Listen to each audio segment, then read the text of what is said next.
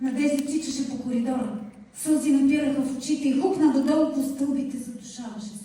Излезе навън и започна да се оглежда за такси.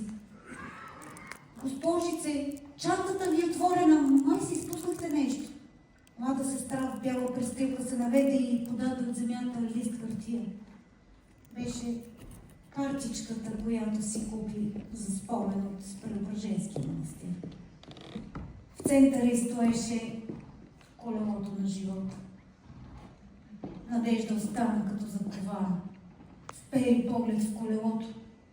По кой кръг искаше тя самата да върви? Ще се остави ли да тръгне по външния? Ще забрави ли за ръките на Христос? Болен бях и ме посетихте, в тъмница бях и ме споходихте.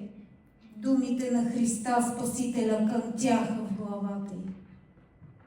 Господи, върни я, моля те, върни я. Добромир се опитваше да стане от леглото. С нечовешки усилия той се изправи и тръгна към вратата. Надежда летеше обратно към болничната стая. Отвори вратата тъкмо на време. Болният беше останал без сили, свлече се в краката й. Надежда се изплаши. Коленичи до него и се опита да го вдигне от земята. Нямаше начин. Тялото му тежеше. Хайде, изправи се, моля те, Добромир, изправи се. Надежда се опитваше с всички сили да го вдигне от земята. Трябваше да го остави и да излезе да извика помощ, но как да го остави на пода? Тя хвана ръцете му и ги сключи зад врата си.